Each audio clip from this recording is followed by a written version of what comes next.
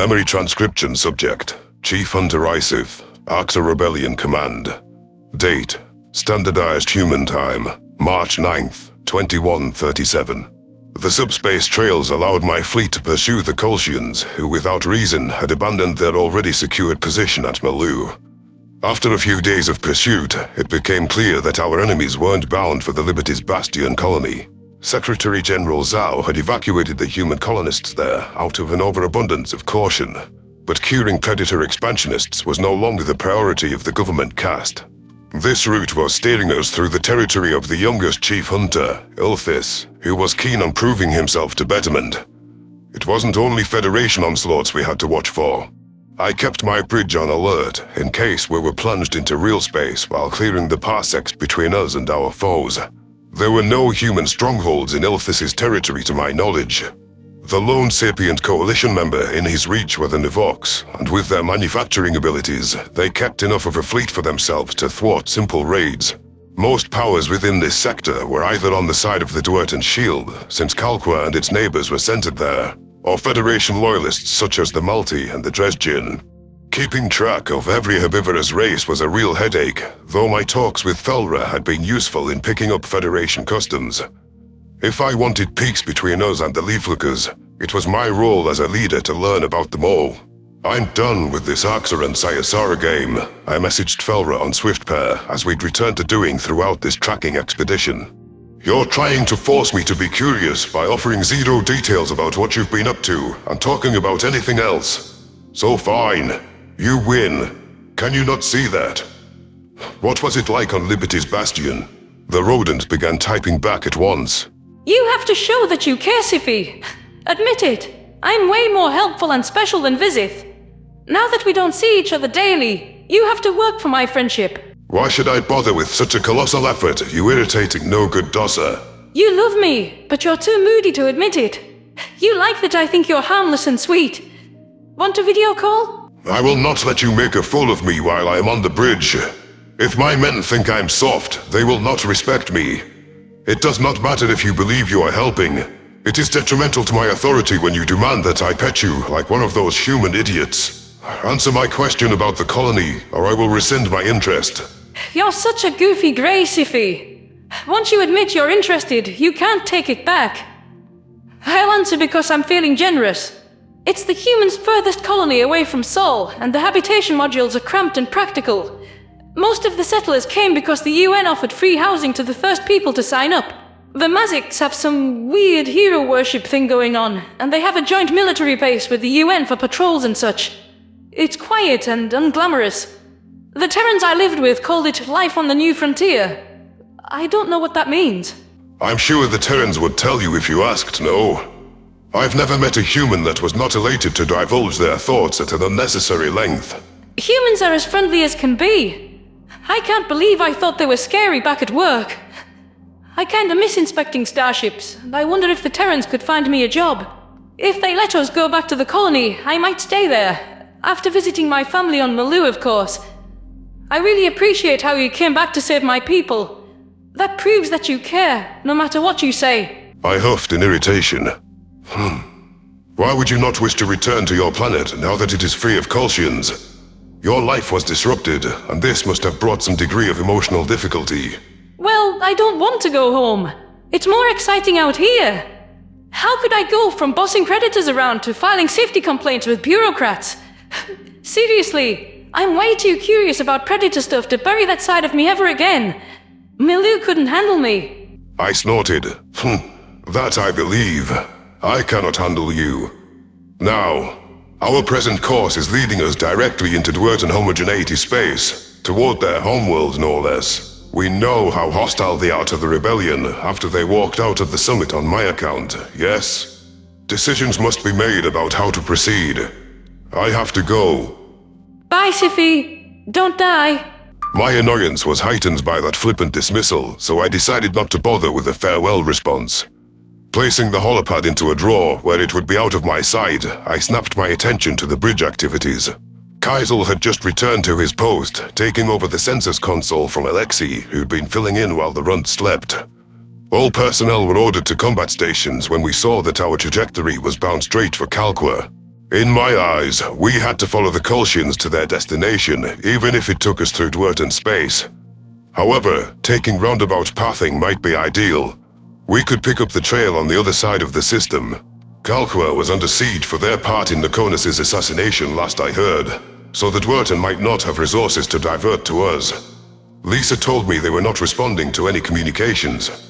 The signs pointed toward the Kolshian forces from Malu heading to Kalkwa, except for the fact that the initial strike force had been enough to thrash the Dwerten and silence their people. Still, it was within the realm of possibility that the Federation sent every ship available to annihilate the homogeneity with absolute certainty. Secretary General Zhao postulated back on Earth that the Shadow Government was plotting to strike human territory. Perhaps the avian scheme on Arthur, making the Kolshian Commonwealth out to be fools, had shifted the priorities around. Where the conspiracy wanted to cure humanity, the goal seemed to be eradicating the Dwerten. The rebel fleet emerged into real space on my command, and the technocracy ships followed suit a second later. I elected to touch base with the Yotul on this decision through our shared comms link. We're approaching Dwerten space. I'll have my sensor station catch their bearings and see if we're close enough to detect where these subspace trails wind up. We ran continuous scans to trace the end destination while in warp. The marsupial's response was a casual indicator that their sensor capability while in FTL transit had surpassed our own. It does appear to be Kalkwa. UN and technocracy generals are currently conferencing to determine our government's position. I see. What is your personal opinion? As the one spearheading this hunt, I would take your judgment into consideration on why we should or should not intervene. Well, I doubt the Dwerten would lower themselves to ask a primitive to bail them out. Rauchi knows they'd never ask an Axa to step in either, if they're too prideful to turn to the humans.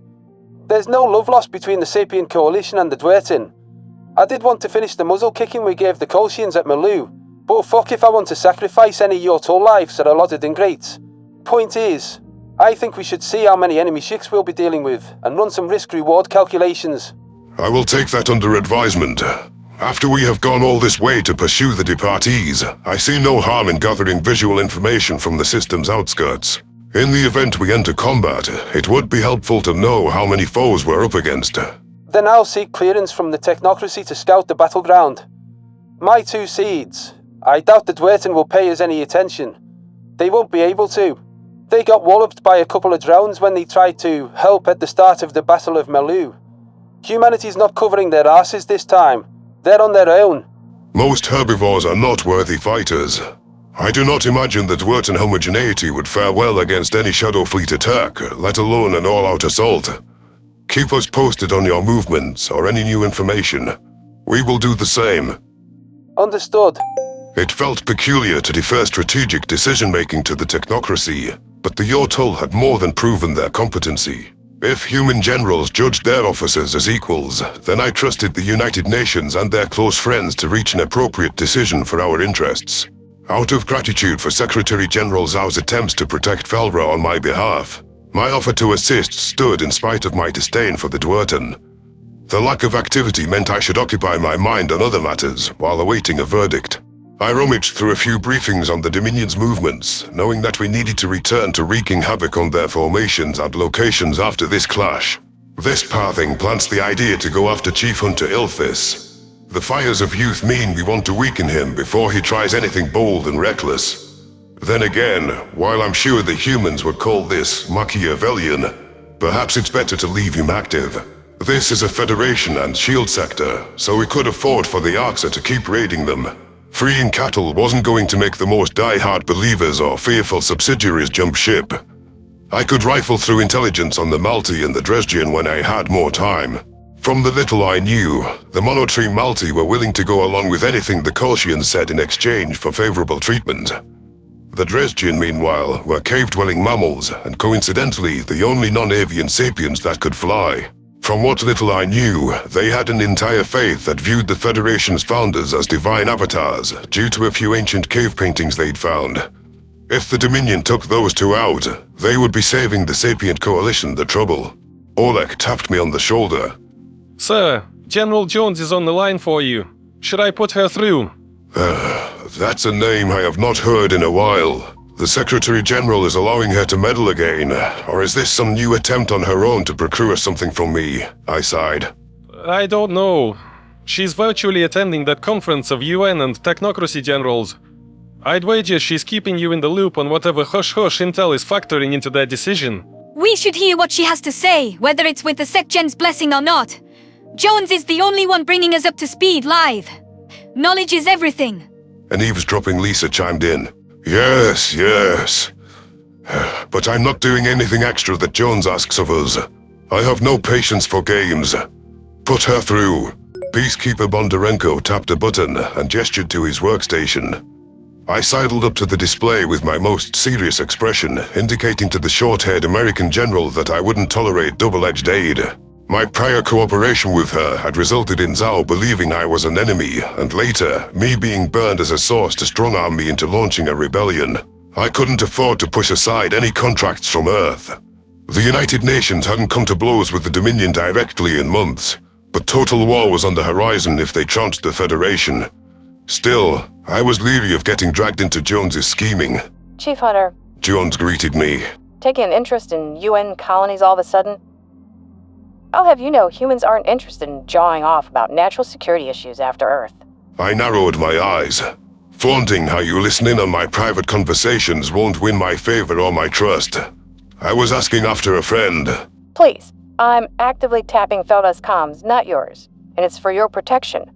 She's a major liability. If anything happened to her, I can't predict what you'd do. The last thing I'd want is the Dominion or the Federation snatching her for the sake of extorting you. What? Don't make me spell it out. Just know my people are watching out for you covertly. I've always thought we can help each other, Isif. With how valuable of an asset you are, you can't blame me for not entrusting you to anyone else's oversight. I gave you much at great risk, and I got very little in return.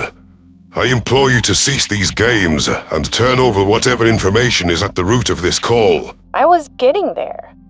I've tinkered with our computerized recreations, and we fed known telemetry data, subspace activity, and acoustic readings into our programs. Take a look at our highlight reel. I'll narrate. The Terran General transferred a video file which replicated an overview of Kalqua's sphere. The overlay presented estimated ship counts, and I nearly choked as I saw the figure of enemy vessels swarming the Dwerten homeworld. The count had crossed the six-figure tally in the first wave, dwarfing the number that had taken Malu. I wasn't sure how the Grey Avians had withstood an attack of that scale at all, even with 44 SHIELD allies' mediocre militaries coming to their aid. It also was concerning that the Shadow Fleet had this many craft to throw at an enemy that pissed them off, despite knowing an attack on Alpha could be coming. How many more ships were being held by the Kolshian homeworld? If these colonizers have 6 figures worth of bona fide ships on reserve, I'm not sure how even humanity executes Phase 3 of their plans. Alpha should be able to rebuff anything that's thrown at them. General Jones raised a placating hand. Before you go looking all concerned, these aren't Shadow Fleet ships. Most aren't even Kolshian ships. And the ones that are, they're from the public military. Average herbivores, by their definition. The Federation has over 200 allies. So ask everyone to kick in a few hundred craft, and this is what it gets you. This is some attempt to soften up Kalqua with expendable resources, I suggested. I think so. Kalqua got word of the attack in advance thanks to an anonymous tip. And you know who let that intel fall into their laps. They would have been wiped out without the forewarning. The Dwerten Shield's allies sent some assistance, though not every party was willing to get involved. They started off with round about 60,000 ships and planetary defenses on their side. That count is disproportionate, but not guaranteeing a Federation success. How much did the first wave whittle the Dwerten fleet down? Well, see for yourself. I returned my attention to the recreation, noting how the first Federation ships flew headlong into a rock-solid formation of Dwerten craft. Kalqua's moon harbored a planetary defense station with enormous power built into its cratered surface to fuel energy weapons. Punchy lasers carved through enemy vessels and pushed them away from orbital range. The defenders had other fortifications to their advantage. Jones's tip-off had allowed them to imitate a predatory tactic, sending a few ships to hide within a gas giant's gravity to later encircle the Kolshian-led attackers. The Federation's lone advantage was the gigantic scale of their onslaught, which made the extermination fleet that leveled cities on Earth look like small militia. The Dwerten weren't as green at the spacefaring game as the primates, who at that point had discovered alien life and FTL a single season ago. They also had more allies to call to their aid, while a few hundred Venlil and late arriving Ceruleans were all the Terrans had cobbled together. However, despite a strong start and those factors offering a favorable prognosis, the Avians lacked humanity's coordination and tactical know-how. They executed a few basic plays before their ingenuity and organization faltered. The Federation fleet focused fire on the defense stations on Kalqua's moon, as well as a handful of satellite modules with defensive weapons strapped to them. Dwerten shield vessels were out of their depth. Even while using the public fleet as cannon fodder, the Kolshians placed legitimate commanders in charge of this assault. The raiders had sacrificed a few thousand ships to take the defenses out of commission. The weakest flank encircling the Avians' homeworld became the new epicenter of the attack, now that the hostiles were free of any devastating lasers that would hound them. I could see to my amazement that the Federation vessels had missiles primed. How had the Kolshians gotten their allies on board with turning a prey species cradle to ash? The native homogeneity fleet were panicking, desperate to keep the raiders away from their precious homeworld. Taking a glance at General Jones's face as the simulation sped through these events, the rare sympathy in her eyes told me she understood that feeling all too well. I recalled how Terran crewed vessels had flung themselves at Calcium's murderous minions, powerless to stop the bombs from hitting Earth. None of these races participated in that extermination fleet, but they can't claim to be any different. While the Dwerten were far from my favorite species, and I had presided over bombing events like this one myself, it was saddening once I linked Kalqua and Earth in my mind. Federation ships plowed through the shield's weak links, pirouetting through a sea of plasma and missiles. Several invaders went up in smoke, but some slipped through toward the vulnerable planet. The missiles set sail in the simulation, while the winds took over Jones's features.